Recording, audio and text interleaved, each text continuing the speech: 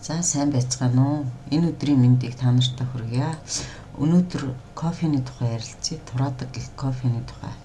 Кофе турахад хэрэгтэй юу, эс хэрэгтэй гэдэг тухайд ярилцсан.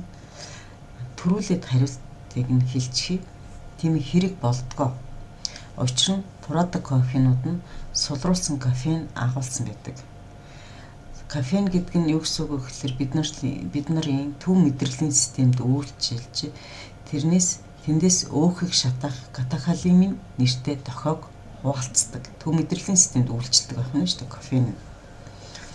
Ерөнхийдөө бол турах явцад бидний жин дээр үзүүлж байгаа жингийн өөрчлөлтүүд нь юг харуулдаг вэ гэхлээр бидний биенээс ус хасагдж гэнэ үү, бидний биенээс булчингийн хэсэг хасагдж гэнэ үү, бидний биенээс өөхөн давхаргаас хасагдж гэнэ үү гэдгийг нийтэд нь харуулж байгаа энд дүү юм. За энэ тухай та бүхэн тодорхой мэдхийг хүсчихвэл миний илүүдэл жин гэж юу вэ нэртэй видео хичээлийг үзхийг санал болгож байна. Кофеин байгалийн гаралтай шийс хөгж. Гэхдээ өнөөдөр кофеин бидний биенээс илүүдэл усыг хэрхэн зайлуулдаг тухай биш, харин кофеин өөх шатаадаг эсэх тухай, өөхөн давхаргыг багасгах тухай хамтдаа сонирхъё. Өөх шатах процесс нь 3 шат амжилгаар явагддаг. Нэгдүгээр шатыг липолиз гэж нэрлэдэг. Өөрөөр хэлэх юм бол өөхний хүчил болон гэлцрийн болгон задлж бутлах үеийг хэлж байгаа. Хоёрдугаар үе нь энэ бутлагдсан жижиглсэн өөхийг зөөвөрлөх процесс. Гуравдугаарт нь өөхийг шатаах процесс. За түрүүн би хэлсэн кофеинд нь өөхийг шатаах кофеин маш сул хэмжээгээр агуулгдсан байдаг. Тухайлх юм бол тураадаг ногоон кофений тухайд ярилцъя. Тураадаг ногоон кофед кофеинээс гадна никотины хүчил агуулгдсан байдаг. Никотины хүчил маань бас өөрөө өөх задлах үйлчилгээтэй байхгүй юу?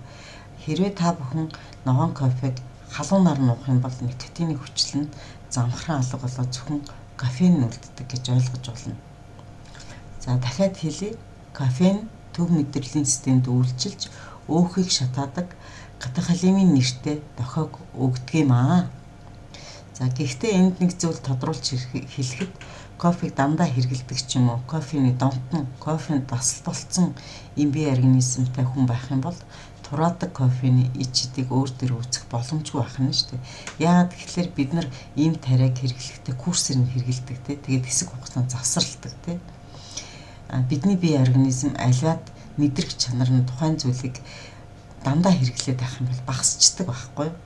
Тийм болохоор хэрвээ кофе уудаг хүмүүс, кофе хэрэглэдэг хүмүүс тураадаг кофений ич хэдийг өөр дөрөө үзье гэж бодож байгаа бол доор хаяж хагасчил тэгээд жил орчим хугацаанд огт кофе уухгүй байжгаад тураадаг кофе хэрэглэх юм бол өсрээд 3-аас 4-7 хоногт таны бие дээр өөх шатах өөх шатах процесс явагдана.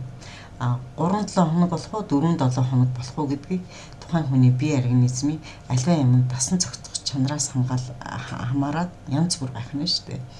Хэрвээ тухайн хүн альваад хурдан дасдаг тийм ээ мэдрэг чанар нь хурдан сулгдаг байх юм бол 3-7 хоног л тураадаг кофег хэрэглэх юм бол үр дүг нь өсрээд 4-7 хоног л хэрэглэх юм бол үр дүг хөнө шүү дээ. Ингээд хэсэг хугацааны дараа завсарлах хэрэгтэй байх нь. Бусад өөх шатагчдын тухайд хэлэх юм бол өөх шатагчд нь ерөнхийдөө бол зүрхний цохилтыг түргэсгэж биеийн хэмийг 1-2 хэмээр нэмэгдүүлдэг. Кофе уухад ч гэсэн бас зүрх бэлбэлгээ цохилоод идэг шүү дээ. Та нар мэдж байгаа бах тийм ээ. Ер нь бол ямар сөрөг нөлөөтэй байх вэ гэхээр дотор муухайрдаг, толгой эргэдэг. Өөх шатагчийг хэсэг хугацаанд хэрэглээд завсарлах хэрэгтэй байдаг. Энэ яагаад тэгж байгаа юм бэ гэхээр нэгдүгээр бие организмын дасан цогтох чанараас шалтгаалж байгаа. Хоёрдугаар зүрхийг хамгаалах үүднээс ингэх хэрэгтэй байгаамаа. Байнгын дасгал хөдөлгөөн хийдэггүй. Архаг хөдөлгөөний дутагдaltaй хүн хэрвээ өөх шатагчийг хэрэглэх юм бол зүрхэнд маш муу нөлөө үзүүлнэ. Иймд хэрвээ та өөх шатагч бэлтгэлийг хэрэглэхийг хүсэж байгаа бол доод тал нь хагасчил тогтмол биеийн тамираар хичээллэж хөдөлгөөн хийж зүрхийг ачаал даах чадвартай болсон дараа хэрэглэхийг зөвлөж байна. За анхаарал тавьсанд баярлалаа. Та нартай хамт гойлог оршихуй нууц буюу ямар нэгэн хориггүйгээр турхан номын зохиолч, стрессгүй амьдрах нууц номын зохиолч, гойлог оршихуй нууц төслийг санаачлагч, хэрэгжүүлэгч, итгэл хонтойлаа.